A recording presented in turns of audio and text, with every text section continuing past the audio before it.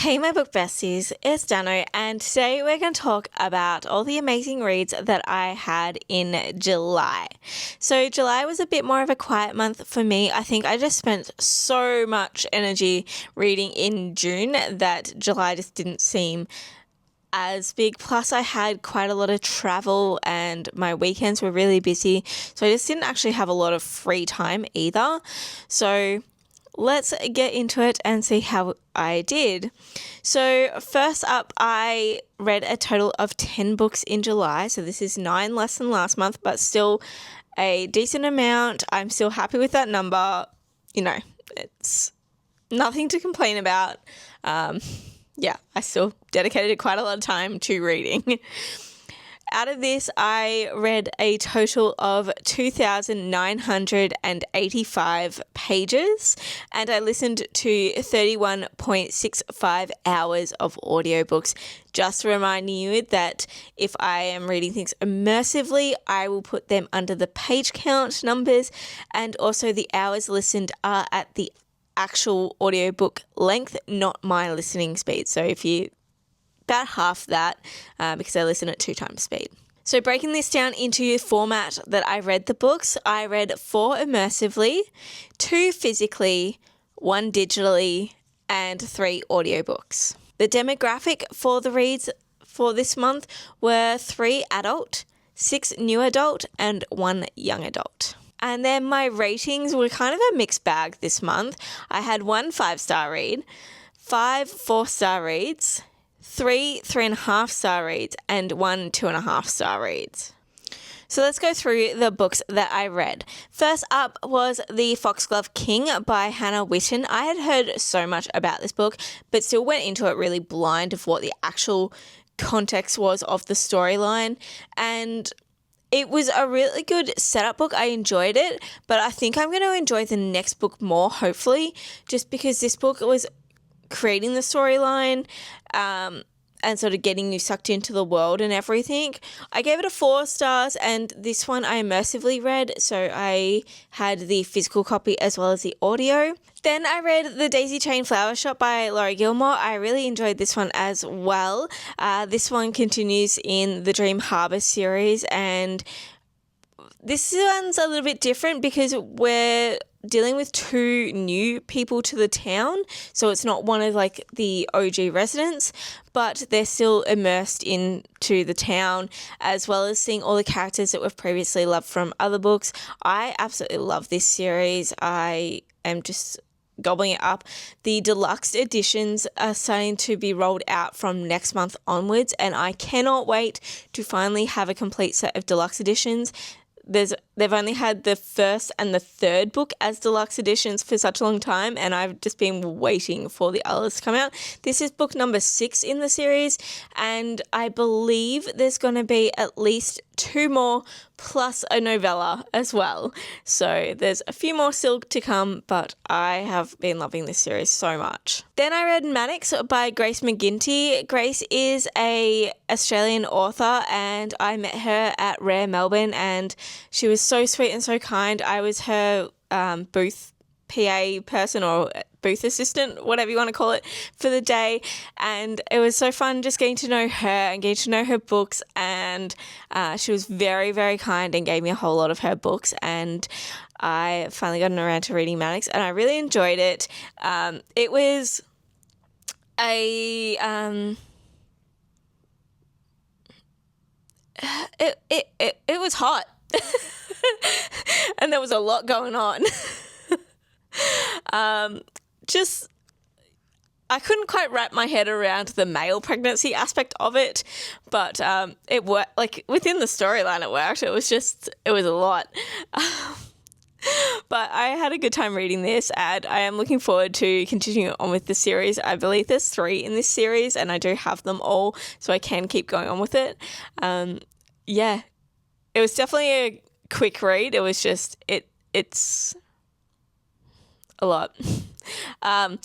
It's also, I don't even know how you describe it, because it's not really wide shoes. It's just everyone together, and no one has set groupings, really. It's just everyone. Yeah. There's a few that have like their sort of little clicks, but mostly it's just whoever's available, I guess. Anyway. Then I read Before Your Memory Fades, which is the third book in the Before the Coffee Gets Cold series. I am done with these books for a while. Unless I need to pick up something quick and easy or translator work that I just want something quick and easy, I just don't care. I hate the fact that every time the story starts, it basically recaps that there's this special cafe that, you know, you can pour the coffee and you have to drink the coffee before it gets cold, but you can go back into your past. Like, it goes over the rules every time, and I don't care. Just assume that I've read the other books, I'm all good, I get how it works, and tell me a new story. But no, it goes over the rules every time. And they're short stories, so it takes up a whole chunk of it. Anyway, I gave it 2.5 stars, and yeah.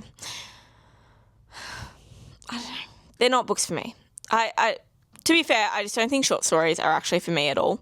So that might be a bit more because of it. Then I read Enigma by Rue Nix. This was not at all what I thought it was going to be. I thought it was going to be some like proper like mystery thing, and then it turned into like a dark romance thing. I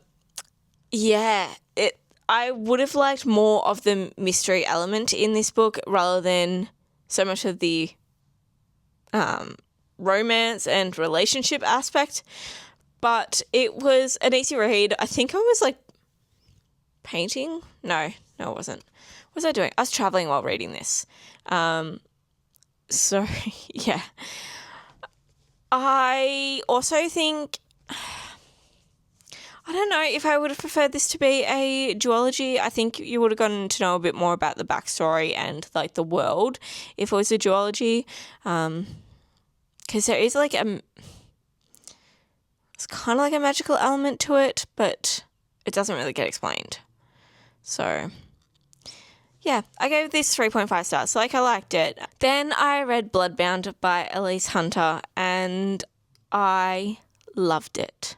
Absolutely loved it. I gave this 5 stars. I had a great time reading it. I started off physically reading it and then finally got a audio copy of it as well to immersively read it. But I had such a good time. I really enjoyed the magic system within this book and the dragons. It just had everything that I absolutely love, and I'm so excited for the next book to come out in this series. It needs to hurry up and come out. I know they've just finished writing it, so hopefully soon. Then I listened to Agnes Orbert's Mystical Cat Shelter by Heather Fawcett. I gave this one a 3.5 stars. I enjoyed it. I find that Heather Fawcett books for me are nice reads. Like, I like them. I just don't love them. I find them a bit too much on the cozy side for me. There just doesn't seem to be enough happening. And this one, I would describe her books as they're contemporary romances with a fantasy element. They're not a fantasy book. And so, yeah, they're very light, very easy. They're great if you just need a palate cleanser. So I like them. I will happily read more of her books. They're just, I personally, for me, I'm not obsessed with them like what some people are, and I love that they're obsessed with them, and I appreciate that, you know, they've got their choices, and I would definitely recommend this book to people that I know like those sorts of books. So I have recommended this book to some of my friends because I know that that's right up their alley. It's not one that I would race to, although, you know, sometimes I just want a comfy palate cleanser, and that's totally fine. I liked it. Then I read An Arcane Study of Stars by Sydney J. Shields. This is the first book I read by Sydney J. Shields, and from what I can tell, she predominantly writes standalone books, and that is what really hurt this book. This book needed to be a duology. There was just so much going on that I couldn't keep it all straight, and it just needed to be explained more.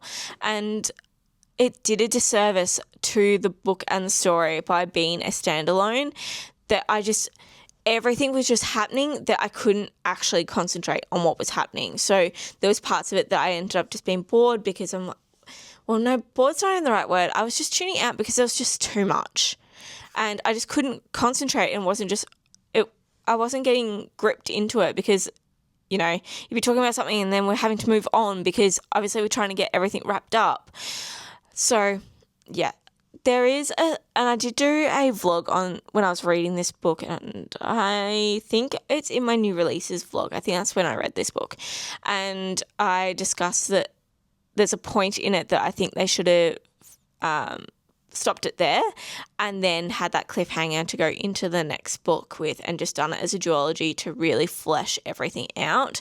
And I would have absolutely loved that. So that's really what hurt this book from being a 4, maybe even a 4.5 stars, because I wish it was a duology, so it only got a 3.5 from me. Then I read Furybound. Diabound was one of my top books of 2025, and I have been waiting for this book to come out. There have been a lot of mixed reviews on this book, so I went into it knowing that, and I think that's why I enjoyed it so much compared to other people that went in thinking that this was going to be another 5-star read for them. I knew going in this book suffered from second book slump, and it kind of did, but I didn't actually mind it too bad. And I don't know if that's because I went in with that mindset. It could have been. So I just went in for the fun times and to go back to the characters that I really liked. And I liked where this was going. I liked that, is it Marin? I always forget character names. Yeah. I like that Marin was finding her feet in her new role and taking on everything. There were periods where she was starting to lose herself, but it's also mentioned in the book, like how she's now getting back to her true self as well. And we saw that exploration and sort of development as she was going through the book. So I really appreciated that. And I'm just looking forward to more in this world. I love it. So I cannot wait for book 3. And then lastly, I listened to The City of Bones by Cassandra Clare. This is for a vlog that's coming up, so just stay tuned for that, or just wait around for that one. I don't want to give too many of my thoughts here because it's obviously going to be talked about in that vlog, but it was fun being back in this world. I gave it a 4 stars, and yeah, it was just a nice reminder of like what these books were. I have never completed this series. That's a part of the vlog, just as a little heads up spoiler.